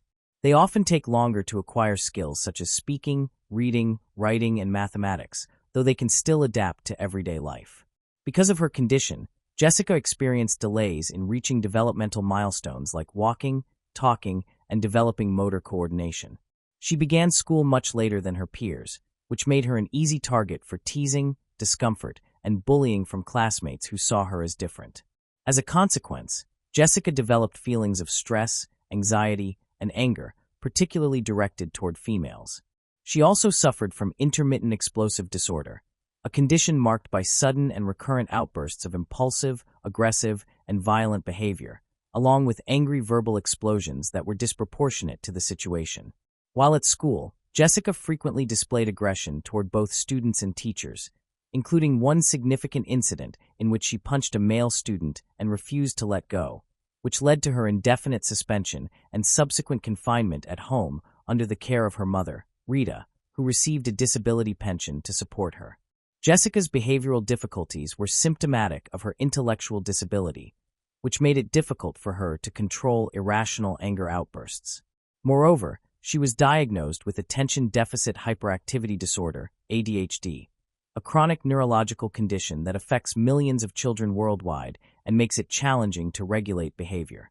Along with these conditions, Jessica also suffered from severe bipolar disorder, depression, anxiety, and autism spectrum disorder, all of which impaired her judgment, emotional awareness, and empathy toward others. She also displayed obsessive tendencies, including an attachment to her 3 favorite numbers, 2, 3, and 5, each of which she linked to a specific color, yellow, green, and purple, respectively. Jessica often repeated these numbers to create random phone numbers, which she then dialed to engage in conversations with men. On one occasion, beginning in 2018, she started harassing employees of a meat company in Daylesford, England, even threatening the owner's family and claiming she would decapitate them with a chainsaw. Jessica had a deep fascination with horror movies, especially the Texas Chainsaw Massacre. She would spend hours repeatedly watching disturbing videos, and this obsession frequently triggered violent outbursts whenever her mother, Rita, tried to restrict her access to such films. Jessica and her mother lived together in a house in St. Clair, a suburb of Sydney, New South Wales, Australia. Her father, Vince, had divorced Rita during Jessica's teenage years, as the strain caused by their daughter's behavioral problems had placed an overwhelming burden on their marriage. Jessica struggled with low self-esteem and a childish, naive mindset, yet she also displayed strong narcissistic traits. Deep inside, she believed she was unique and entitled to special treatment because of her mental disability. This often caused her to act exploitatively and egocentrically. Despite these challenges, Rita remained dedicated to caring for her daughter, fully acknowledging her problems but feeling a deep sense of duty to protect and look after her. Rita even went as far as contacting and apologizing to one of the individuals whom Jessica had harassed over the phone, admitting that she no longer knew how to handle her daughter's behavior. Jessica shared a close bond with her mother, who devoted her life to meeting her every need and caring for her. Rather than placing Jessica in a psychiatric facility for full-time treatment, her mother chose to keep her at home. Indeed, Rita's entire life revolved around Jessica. The tragic incident on July 20th, 2019, was not an isolated occurrence. During the 6 years prior, Jessica had twice been convicted of assaults causing actual bodily harm. She had also physically attacked her aunt and her sister's mother-in-law by pulling their hair. However, she avoided imprisonment and was repeatedly placed under her mother's care, as Rita was the only person capable of tolerating her behavior. Jessica also exhibited violent tendencies toward women she encountered in public spaces, such as streets and shopping centers, lashing out at those she believed had looked at her the wrong way or made her feel ashamed. On one occasion, she was even banned from a doctor's office after becoming violent toward another patient in the waiting room due to paranoia. In early 2018, Jessica's aggressive tendencies continued when she attacked a nurse during a hospital visit with her mother, Rita. As a result, she was admitted to a mental health unit for 9 days to treat a severe episode of mood disorder. She was prescribed lithium for her alleged bipolar disorder, along with antipsychotic medication. However, by the end of 2018, roughly 6 months before the tragic event, Jessica had stopped taking her prescribed medication and instead began using natural remedies to manage her conditions. Reaching the end of her patience, Rita paid $2,500 to a spiritual medium on Queen Street in St. Mary's, a western suburb of Sydney, in a desperate attempt to exorcise what she believed to be a demon possessing her daughter Jessica. Despite repeated warnings from family and friends about the danger of living with Jessica, Rita remained steadfast in her belief that her daughter would never harm anyone. According to Christy, Jessica's older sister, their mother Rita possessed a heart of gold and always put others before herself, including Jessica, who continually refused professional help. Rita's sister had often expressed fears that Jessica might eventually hurt her, recognizing the peril of Rita's unconditional love. However, Rita's devotion blinded her to these warnings. Even the day before the fatal attack, when she had taken Jessica to a police station due to her threatening phone calls to strangers. Jessica had felt humiliated by her mother in a parking lot after visiting her sister because of a stranger's brief presence nearby. Later, when her mother refused to order food from Red Rooster, Jessica called the restaurant 3 times. She then demanded that her mother call a doctor, but Jessica's erratic behavior frightened him away. Desperate and out of options, Rita contacted an ambulance to have Jessica taken to a mental health facility. On the night of July 20th, 2019, Jessica's most violent outburst was about to unfold. In a vicious assault, Jessica dragged her 57-year-old mother, Rita, by the hair into the kitchen of their home. There, she brutally attacked her with 7 meat cleavers, 4 of which broke due to the sheer force of her blows. Altogether, Jessica stabbed Rita over 100 times in the head and neck, driven by a morbid fascination rooted in her daily obsession with horror films. The autopsy revealed the full extent of Rita's horrific injuries, which included massive trauma to her head and neck, and death caused by multiple stab wounds that resulted in decapitation at the second vertebra in her upper neck. Additionally, Rita's body bore more than 90 defensive wounds, showing that she had been conscious for a significant portion of the attack, enduring immense physical agony and emotional terror at the hands of her own daughter, whom she had devotedly cared for. Jessica's 4-year-old nephew, the son of her older sister Christy, was present during the assault. The child had been staying with Rita for a few days due to Jessica's apparent improvement. However, he was forced to witness Jessica repeatedly stabbing his grandmother and ultimately decapitating her. When the young boy tried to intervene, Jessica attacked him as well, causing a minor injury to his head. The gruesome sight was so traumatizing that the boy began vomiting in horror. Jessica then called emergency services using her mother's cell phone, confessing to the killing and claiming that she had acted in self-defense, alleging that Rita had attacked her first. This claim was false. Jessica had in fact committed the savage act unprovoked. In reality, after killing her mother, Jessica panicked and continued stabbing Rita's lifeless body before ultimately decapitating her and inflicting more than 100 wounds. She then disposed of Rita's head in a neighbor's front yard nearby. When the police arrived at their St. Clair, Sydney residence, Jessica was standing outside, her clothes soaked with her mother's blood, holding a water bottle. She displayed no remorse for her actions and appeared more concerned about her own situation. Jessica asked the officers and detectives whether it was possible to bring someone back to life after decapitation, genuinely believing that medical experts could reattach her mother's head. A police officer explained that such a procedure was impossible, yet Jessica persisted, insisting that doctors could perform miraculous surgeries and revive her mother. She also questioned what consequences she would face, specifically asking if she could receive the death penalty. Upon learning that Australia does not impose capital punishment, Jessica expressed relief. She then admitted to the police that the idea of decapitating her mother had come from the horror movies she obsessively watched.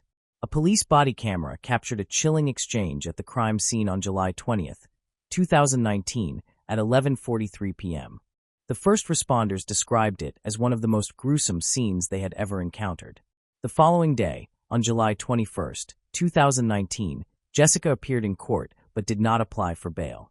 According to a friend, this was unsurprising, as Jessica likely did not comprehend the bail process. After a trial that revealed her long history of severe mental illness, Jessica was found guilty of manslaughter in December 2020 that she had pleaded not guilty to murder, citing her intellectual disability. In early 2021, Jessica was sentenced to a maximum of 21 years and 7 months in prison.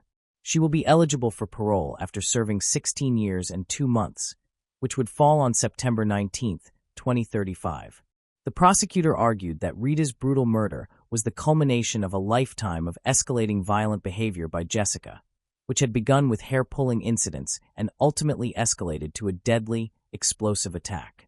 The prosecutor also asserted that Jessica posed a moderate to high risk of reoffending and remained a danger to the community. Christy, Jessica's older sister, stated that because Jessica had killed and butchered their mother, she could never forgive her. In contrast, Rita's sister expressed a different perspective, hoping that Jessica would receive the mental health support she needed and that Rita could finally rest in peace, knowing her daughter was now under the care of a system that had failed her while alive. The judge overseeing the trial offered counseling services to the jury, recognizing that the disturbing evidence could continue to haunt them long after the proceedings. The judge also noted that selecting a jury had been particularly challenging, as many potential jurors were reluctant to participate in a case involving such horrific violence. The judge described Rita's murder as one of the most brutal and cruel homicides a court could encounter, emphasizing that the severity was worsened by the crime occurring in the victim's own home. Jessica's lawyer revealed that his client had expressed regret in a letter to her family following the crime. In the letter, Jessica accepted responsibility for her mother's death, acknowledging that Rita had not provoked her and taking full blame for her actions. However, a psychiatrist who evaluated Jessica noted that she struggled with social communication and displayed a relatively flat affect. The psychiatrist found no evidence of schizophrenia or hallucinations. The conclusion was that Jessica's risk factors could only be managed over the long term with a comprehensive mental health support plan. Since entering prison, Jessica has repeatedly caused problems. Just 2 months after her arrival on September 9, 2019, she got into a fight with another inmate over food and threw a teacup at them. Although she was charged with assault in local court the next day, she received no additional punishment. On October 14, 2019, she attacked another inmate, resulting in 5 days of solitary confinement. On November 3, 2019, she disobeyed an order, and on July 31, 2020, she damaged property, incurring a $200 Australian dollar fine. Jessica was involved in another assault on November 21, 2020, which led to 7 days in solitary confinement. In January 2021, she was convicted of common assault once more, though she did not receive any further punishment. Jessica has explained her behavior by stating that other prisoners make her life difficult, no matter what she does or where she goes. She has also commented that prison life is harsh and very different from life outside. On May 15, 2023, Justice Peter Hamill of the Sydney Supreme Court rejected claims that Callari's original sentence was excessively harsh and that the judge who sentenced her had misjudged the severity of her crime. However, Justice Hamill did rule that Callary should be resentenced, a decision supported by Justices Christine Adamson and Richard Kavanaugh. The reasoning behind this decision centered on Callary's bizarre behavior, including walking into the street with her mother's head and asking emergency responders if they could reattach it, which demonstrated how detached from reality her actions were. After reviewing assessments from multiple psychiatrists and a psychologist, Justice Hamill concluded that Callary's intellectual disability and autism spectrum disorder meant she had only a basic understanding of what was morally wrong. Consequently, he ordered that she be resentenced to 16 years in prison, with a minimum of 12 years before she would be eligible for parole.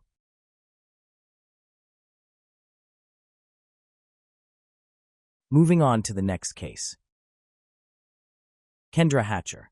Today, we turn our attention to Dallas, a vibrant city that blends a modern metropolitan vibe with Southern charm. Renowned for its striking skyscrapers, upscale shopping, fine dining, and rich cultural scene, the city also boasts historic districts such as the West End, featuring late 19th century architecture alongside futuristic landmarks, gleaming glass towers, and soaring spires that define the skyline. Dallas is a place where urban life coexists with natural beauty, offering more than 30 parks scattered throughout the city. At the heart of the city lies the Gable Park Residential Complex, a high-rise building that exemplifies luxury living. The elegant structure features a parking garage and concierge service, while residents enjoy amenities including a landscaped saltwater pool, a fitness studio, and a gourmet coffee bar in uptown Dallas. The complex offers a tranquil and secure environment, free from tourist crowds and casual passers-by. On September 2, 2015, at 7:42 p.m., a car entered the Gable Park parking lot. A young woman carrying a shopping bag stepped out, slammed the door, and took a few steps before two gunshots shattered the quiet. A dark figure swiftly entered a waiting black Jeep Cherokee, which then sped away. Local resident Hashim Saad, walking to retrieve his own car, witnessed the aftermath and immediately called emergency services. Officers arrived to find the young woman gravely injured. Sadly, she was pronounced dead at the scene. The victim was 35-year-old Kendra Hatcher, born February 3, 1980, to Reagan Hatcher and Bonnie Gibson Jameson Colley in Springfield, Sangamon County, Illinois. Her parents divorced, and her mother later married Bruce Jameson. Kendra was one of 5 siblings, with sisters Jamie Kaufman, Ashley Lipscomb, Melissa Jameson, and a brother, Neil Hatcher. She was raised in Pleasant Plains and studied dentistry locally. After her divorce in 2010, Kendra moved to Dallas, where she joined Smilazona Dental Studio. A devout Christian, she used her skills to help others, including providing free dental care to disadvantaged children. In her spare time, she led Bible studies and participated in volunteer efforts, including building churches abroad and offering dental services to children in Ecuador. Professionally and personally, Kendra thrived in Dallas. On May 24, 2015, she began dating Dr. Ricardo Paniagua, whom she met through a dating app. From their first encounter, they became inseparable, sharing similar values, interests, and life goals. Ricardo was completing his residency in dermatology at the University of Texas Southwestern Medical Center, and even though they had only been dating for a few months, the young men were already talking about their future marriage.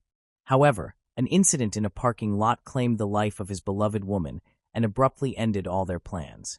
Investigators who arrived at the scene of the massacre examined the crime scene and proposed the robbery theory, as Kendra's purse and some valuables were missing. Bullet fragments and a gun magazine were discovered on the ground near her body. Nevertheless, the manner of the shooting and the gunshot traces pushed the robbery theory into the background. One bullet hit the woman in the back, and the other struck her head.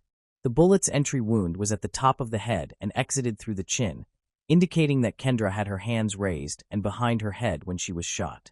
The murder theory was confirmed when CCTV footage was obtained and a reconstruction of the events was possible.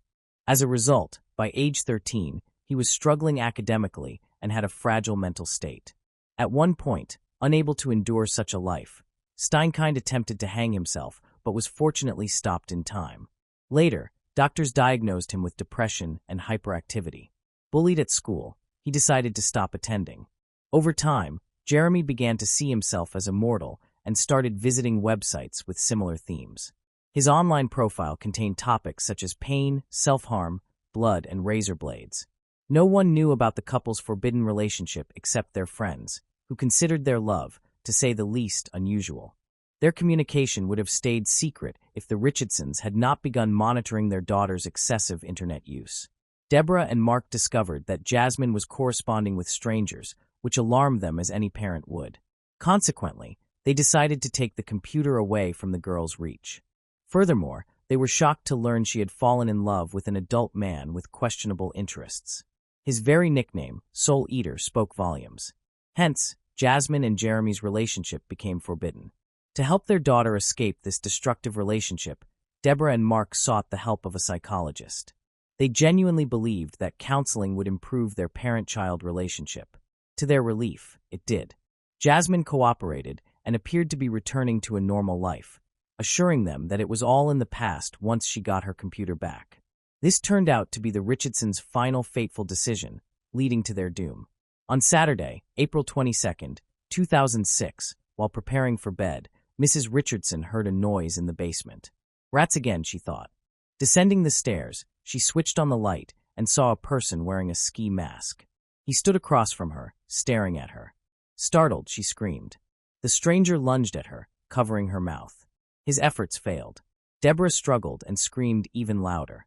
He stepped back, drew a knife, and stabbed her in the chest, again and again. Hearing his wife's screams, Mark rushed down, grabbing the first thing he could find, a screwdriver.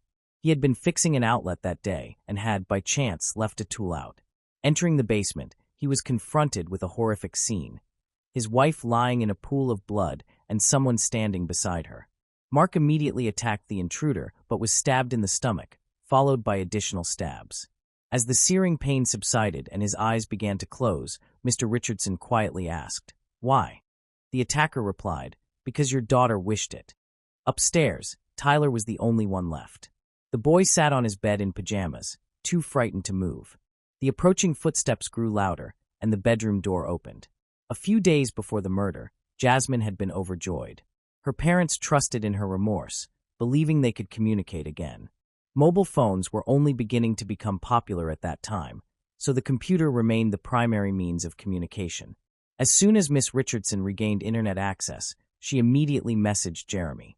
"It all starts with them disappearing and ends with us staying together," she told him. During the days she spent visiting the psychologist, a terrible plan had formed in her mind. It solidified over several days of punishment.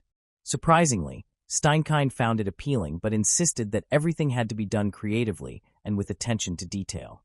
The couple understood that they could not be together while the Richardsons were alive. Later, Jasmine's friends recalled how often she spoke about her parents, especially how much they irritated her. Therefore, she wished to end their lives. Yet no one took Jasmine's words seriously. Saturday, April 22, 2006. Garrett walked across the street to his friend Tyler's house. The boy wanted to play. The weather was pleasant outside, though slightly chilly. Such was the spring that year. As Garrett approached the house, he noticed the blinds were still closed. No one answered his knock. Strange, he thought. The Richardsons should be home. Their car was parked in the driveway. It was on June 25, 2001, and charged with first-degree murder. After spending 6 months in custody, she was released on bail. The first trial soon began. The prosecution's main theory focused on the motive for the homicide. Hoping to see someone, the child curiously peered into the living room window but saw no one. Then, Garrett decided to walk around to the back of the basement, where he often played with Tyler. Peering through the window, he noticed something unusual on the floor. It seemed to be 2 figures lying in a pool of blood, the boy told his mother. Skeptical, she chose to check on the family across the street. They walked to the house together. Garrett pointed to the window he had looked through earlier. The woman looked inside and recoiled in horror. She immediately called emergency services. Something happened at the Richardsons. They seemed to be lying on the basement floor, covered in blood, the neighbor reported. The police arrived without delay. Forcing open the front door, they went down to the basement where Garrett and his mother had seen the scene. Entering the dark basement, the officers struggled to recognize the figures on the ground. Their bodies were mutilated and drenched in blood. But there was no doubt. It was Mark and Deborah Richardson, and they were dead. Blood was everywhere, on the floor, walls, even the ceiling, a gruesome sight with no other description fitting. Later, the police searched the house. In the upstairs children's room, they discovered a small child. The boy lay in bed among his toys, splattered with blood and showing visible knife wounds. The child's throat had been deeply cut. The officers had never witnessed such horror. One remarked, "It will take me decades to forget what I saw today." After the house was fully searched, the police realized one family member was missing. The Richardson family's eldest daughter was gone. Officers feared she might be in danger. All evidence indicated the attack had taken place in the basement and the child's room. The rest of the house appeared undisturbed, and at first glance, nothing seemed stolen. The condition of the bodies suggested the crime had occurred the previous night. Evidently, the perpetrator broke into the house and attacked the boy and his parents. But what happened to Jasmine, and where was she? The police began formulating theories about the events. Perhaps, by some stroke of luck, the girl was somewhere outside the home, safe, or the perpetrator had abducted her and was now harming her, or maybe a ransom demand from relatives would surface later. However, as time passed, no clear answers emerged. Detectives soon turned to the media, seeking help in locating the missing girl. They hoped Jasmine might make contact, or that someone would provide valuable information. Meanwhile, the investigation into the murders continued. Investigators interviewed relatives, friends, and colleagues about all aspects of the slain family's life. Did they have any adversaries or enemies capable of committing such a heinous act? However, the further the investigation advanced, the clearer it became. There appeared to be no reason for anyone to wish death upon the Richardson family. They were genuinely wonderful people, devoted spouses and loving parents, except for the eldest daughter. Officers discovered that the girl had been causing considerable trouble lately. Consequently, the tone of media announcements shifted. This time, the investigation sought to locate a person of interest. It was entirely possible that the girl knew details about the crime, or that she may have been involved. Given the suspect's age, the media could no longer publish her real name under Canadian law. Thus, news outlets began referring to Jasmine Richardson as Jr. Once her relationship with Jeremy Steinko became known, the couple was declared wanted. Initially, authorities searched among their friends and acquaintances, assuming they might be hiding there. However, this lead proved to be a dead end for the police, though they uncovered something intriguing. A few hours after the crime, the young couple was spotted at a restaurant and at a party hosted by an acquaintance. Someone in their social circle reported that Jasmine appeared unchanged. There was no sign she had been abducted or was in shock. She was drinking and enjoying herself. When friends asked how they had managed to escape her parents, Jasmine laughed and said, "Jeremy and I just took care of them." The boy agreed, "I carved them up like fish." Party guests laughed, assuming it was a grim joke, unaware that the statement was true. The couple's involvement in the crime was further confirmed by a comic found in Jasmine's school locker, in which she detailed how she would deal with each of her family members, with her boyfriend as an accomplice. Photos of the suspects were widely distributed. It was only a matter of time before someone would provide information about their location. Soon a tip came in. The couple had been spotted in the community of Leader, Saskatchewan, roughly 130 kilometers from Medicine Hat. Caught off guard, Jasmine Richardson and Jeremy Steinko were found sleeping peacefully in a pickup truck. Without resistance, they were taken to the police station. Naturally, the couple was interrogated separately, starting with Jasmine. She revealed that she was deeply in love with Steinko and that he reciprocated her feelings. However, differences in age and social status posed a barrier between them. According to Jasmine, the Richardsons would never have accepted their relationship. Therefore, Jeremy carried out the ultimate act of love. He ended her parents' lives, giving them the chance to be together. When detectives asked if Jasmine had been involved in the crime, she said, "After I found out, I accepted it. I loved Jeremy very much, so I ran away with him." Detectives needed to determine who had been the main instigator. Since breaking the suspects proved difficult, the investigation employed a cunning strategy. They placed an informant in the cell with Jeremy, who skillfully extracted details that contradicted Jasmine's statements. Jeremy confessed to the informant that the plan to end her parents' lives was Jasmine's idea. Initially, he was not supportive, but agreed after they discovered the forbidden love and took away her computer. took care of Deborah and Mark Richardson, and Jasmine took care of her younger brother herself. She literally begged me to leave Tyler for her, though I was glad to settle scores with all of them. Jeremy cruelly revealed after this confession. Investigators confronted Miss Richardson with the recording. She had no choice but to confess to everything, admitting she stabbed her younger brother out of mercy, not wanting to leave him an orphan. Later, the couple shared their social media profiles and passwords with the investigation, which began to examine their correspondence. They had sent each other thousands of messages, confirming Jeremy's statements. Indeed conceived the plan on her own. Steinke wrote that Jasmine was the only person who supported and approved of his tastes, replacing the society he felt alienated from. Fearing he would lose her, he helped realize the dreadful idea. Want to slit their throats. They will regret what they have done, especially when I make sure they're gone. They'll pay for the insults. Finally, there will be silence. Their blood will be the payment. Jeremy supported his beloved. His friends also reported that just a few hours before the attack, they watched the 1994 film Natural Born Killers, which portrays a couple committing 9 heinous murders. This story inspired their friend, who said he wanted to enact a similar plan with his girlfriend. I think it's the best love story of all time, Steinke said. With sufficient evidence at hand, the suspects were charged with 3 counts of homicide. The detectives pieced together the confessions of the accused, witness testimonies, and other case evidence to form a clear picture of the crime. Before the act, Jeremy was intoxicated. Jasmine led him into the house and guided him to the basement where he attacked her mother. Deborah was the first to die, suffering 12 stab wounds across her body. The deepest wound pierced her chest, reaching 12 centimeters deep and striking her heart. In a rage, Jeremy mercilessly continued his assault on Mark, who sustained 24 wounds, 9 of which were in the back. Like his wife, the family patriarch bled out on the basement floor. Tyler Richardson was the last to die. While Steinke was dealing with the parents downstairs, inflicted 5 stab wounds on her younger brother upstairs. After Jeremy finished, he went upstairs to help his girlfriend with the child, coldly slashing the boy's throat as if carving a pumpkin. Afterward, Jeremy went home to wash the blood from his body, while Jasmine took a taxi to a restaurant where the couple had agreed to meet. After discussing the night's events, they went on to a party. A friend of Jeremy's, Casey Lancaster, assisted them in disposing of evidence and reaching Saskatchewan. Words failed to capture the horror they created. Using them to poison her husband, Gregory de Villiers, staging a suicide scene in their apartment, and scattering his body with red rose petals, reminiscent of the case of Christian and Newsom. A new judge scheduled hearings for all 5 individuals involved in the student's tragic demise. They embarked on their murderous spree with such ease and nonchalance, as if driven by some otherworldly force.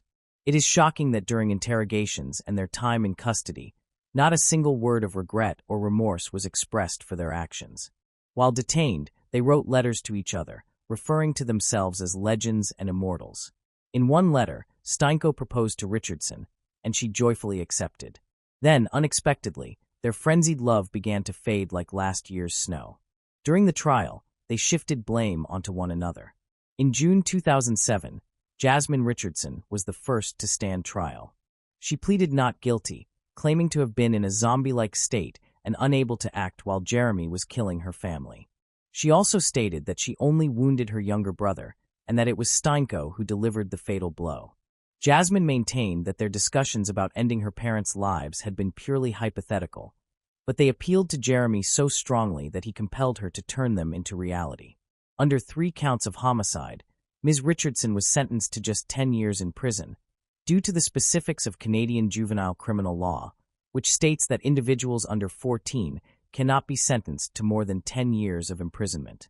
The sentence was intended more for rehabilitating and restoring the girl's psyche than for punishing her. In 2008, Jeremy Steinke's trial began.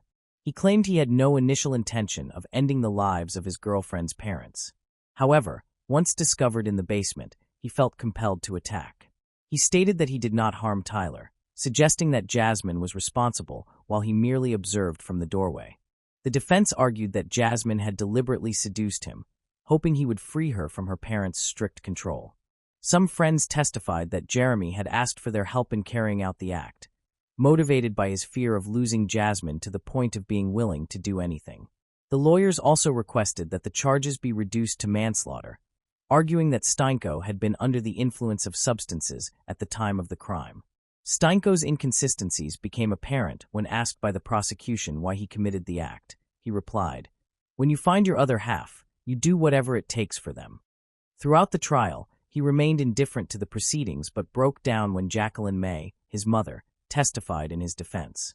She admitted to feeling significant guilt for his upbringing, as he had often been attacked by her partners, subjected to beatings, and faced rejection. Steinko was found guilty on 3 counts of first-degree homicide, receiving 3 life sentences. He would be eligible for parole no earlier than 25 years later, in 2033. Charges of complicity against Casey Lancaster were dropped. In Medicine Hat Court, she was found guilty of obstruction of justice, sentenced to 1 year of house arrest, and prohibited from consuming drugs or alcohol. While in custody, Jeremy Steinko changed his name to Jackson May. Jasmine Richardson's 10-year sentence included 4 years in a psychiatric facility, where she was diagnosed with conduct disorder and oppositional defiant disorder, indicating a refusal to follow rules and socially unacceptable behavior, typically more associated with children than adults. This highlighted her psychological immaturity and instability during her relationship with Steinko. In her final years under conditional community supervision and attending special programs, medical professionals reported genuine remorse. After serving her full sentence, she was released in 2016. Apparently, Jasmine Richardson now lives in Canada under an assumed name, with her true identity still protected from media disclosure. Her return sparked significant public debate, with some arguing she deserved a second chance, while others believed she warranted a harsher penalty. Nevertheless, the residents of Medicine Hat would prefer not to have Ms. Richardson as a neighbor again, given the brutality of her crime. Whether Jasmine has truly changed after spending her formative years in detention remains to be seen. Time will tell, and her past is silently concealed. Sadly, the dead cannot speak. Jennifer's life was cut short in her prime. Regrettably, she realized too late an essential truth. Staying away from certain individuals and ceasing communication with them could mean saving oneself. Moving on to the next case. Zayden Alexander McKnight. Zayden Alexander McKnight, 4, and his mother, 25-year-old Nichelle Larod McKnight, were last seen alive on the evening of March 25, 2014, in Dayton, Ohio. The pair were spotted in the 600 block of Homewood Avenue that night. Some reports claim they were seen at 10 p.m., while others state it was around 11. The mother and son were in the company of Nichelle's ex-boyfriend, Antoine Anderson. 4 days passed before Zayden and his mother were reported missing by Nichelle's mother, who became concerned after Nichelle failed to show up for her shifts at both of her jobs and contacted the authorities.